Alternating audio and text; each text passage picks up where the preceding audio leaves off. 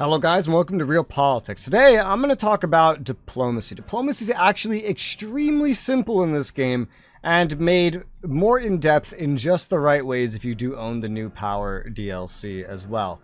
So to start simple, I've picked America. We border Canada. As you can see by the relation map down here, they like us pretty much. Africa, South, Central America, they don't really care about us too much. China and Russia, North Korea, they particularly do not like us, but all these other colors are just various ways to say neutral. The greener colors you see in Europe and Australia, New Zealand, that means that they kind of like us. But Canada really likes us, so they're a good one to demonstrate.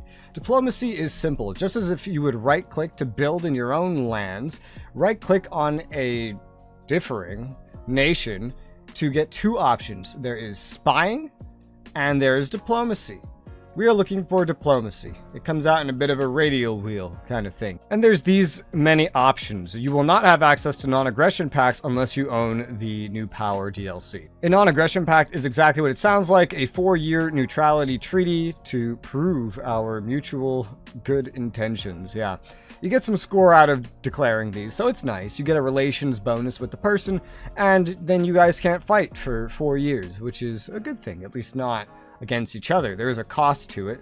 I'm going to try it right here. There was only a 66% chance it went through, and it did in fact go through. I could have also gone to improve relations, which has a timer before it takes effect, 30 days. The costs are lesser if it, goes through, and it lasts for a lesser period of time. You can also decrease relations to try to worsen relations. This is good if you are, say, a democracy, and one of the things you need to declare war, like you already have a UN resolution or like core provinces or whatever, but you still need a low relations, then just insulting them is a pretty good way to do it. There's also the ability to help a country, but that needs action points that I just spent. Let me show you on Cuba. You could offer developmental help to a country. This takes money and action points as well, and it does take time to implement. While it is active, which is about a year as a default, it will take some of your HDI and give it to the other country. That would be catastrophic if I did this right now, because it would put me under 60, which I need for my service-based economy. It would improve relations, it would give them some resources, it would lend it to them essentially, and it would give them money, financial support, pretty much every month for that period of time as well. And so this is a temporary thing, but it's a good kind of like last resort to get relations. With the New Power DLC, you have access to making almost yearly random non-aggression pacts. It's actually very, very useful, as opposed to help countries very, very costly in comparison. Now, once someone does like you a lot, you could try to even get them into your block if you own one. Now, once someone likes you enough, you can even go further with the diplomacy and try to get them into your block. They may or may not join. Let's find out if they do. There are requirements to doing this. I need to have a certain relation and military size, and there's a cost associated with it. I will invite them. They said yes with like a 75% chance. They are now in my block. My block is kind of like an alliance, but more accurately, it's a sphere of influence. Think more Cold War, NATO versus Warsaw. There are different integrators here that I can utilize, if I so choose, to either up the unification level or benefit from it being low. You see United Offices, this increases the unification level, but it decreases the cost of maintaining the block in terms of AP. And there's a bunch of different things that do mostly that. However, every single thing that unifies the block is also going to affect relations at the same time. By default, it takes 65 of a relation to maintain the block. You see my relation with Canada went up now that we're in the same block, so that's good. Went up from 68 to 80. However, if I start enabling things, this adds 7 to 65, this adds 7, this adds 4, 5, 5, 7. That would go well over 80, and then I would lose Canada from the block because they don't like me enough. It's really that simple. Because none of these things are making them like me more, but it's unifying us and making us benefit off of each other so much that they're starting to lose their sovereignty. And they need to really, really like me to be okay with this. Think about like the EU with the UK leaving. It's obviously not one-to-one, but you could say the EU's unification level was too high, and the UK's relationship level was not high enough. This is just a silly example. You could also go local autonomies instead, which actually reduces it. So 65 could go down to 55, making it easier to get others into your block. However, it comes with some debuffs. You have to pay a lot more for maintenance. You get less unit max capacity. I think everybody in the block does. And you do get some unity, but it's at some severe costs. 30% right here.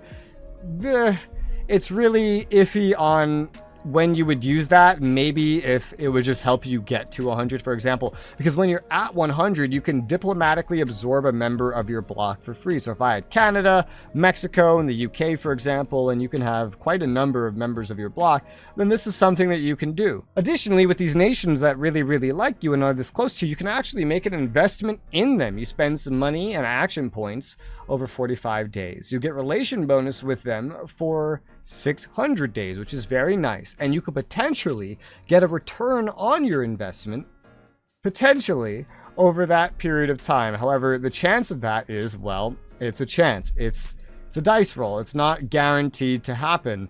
So be careful with how you chance your money like that. But it's not a bad way to help maintain your relations, especially if you're in a block. This is how you can remove someone from a block, by the way, the same way that you added them. Especially if you're in a block and you're trying to keep them in so that you can use 100% unification level to absorb them. Otherwise, when they're in your block in general, you just want to focus on having very powerful block members because their military joins you. You see these parentheses next to all the different units that I have here? Those parentheses are my block members. Right now, that is just Canada. They will add them all together, and they will then come into my wars, fight my battles alongside my men. You can't choose who goes like in first or dies first, but they'll fight alongside me using my military tech. This also kind of gets rid of their sovereignty. They can no longer really go around and start declaring wars all by themselves. You and them are kind of attached at the hip at this point. Resultingly, the player cannot join someone else's block. They can only own a block and have others join it. You will rapidly see blocks form because that is like the main goal of diplomacy in this game is either to get to war or to get into a block. When trying to choose who to get into your block, those that are close by to you are always a pretty good option. Those that are stronger militarily are good. Those that you can naturally maintain very high relations with is exceptionally good. You definitely want that. Make sure your nation's clicked on. Turn on the relation map and see generally the colors, then you can go investigate some more and see how you can work on it. 55, for example, if I had that block changer right here, the local autonomies, I'd be able to get most of Europe to join my block. And then imagine how powerful it would be. Imagine how powerful we could be. There is a max. You can't have everybody. I think it's something like 6. Additionally, when you click on any nation, like Canada, you have the relations screen open. You can see everything that's affecting the relations. So MAD, mutually assured destruction, hurts it. The non-aggression helps it. Historical relations buffs it up as well. Being in the block, having the same civilization is important. And then there's like the basic amount versus Russia, where we both have MAD, so that helps. We both have stock markets, so that, you know, that none of this helps. Historical relations have been bad. We're both block leaders, so we're opposition. We have different political systems, so we don't really get along too well. Someone that is in your stock market is also a really good opportunity to put someone into your block because that would make them more competitive. For example, I could add Canada to my stock market.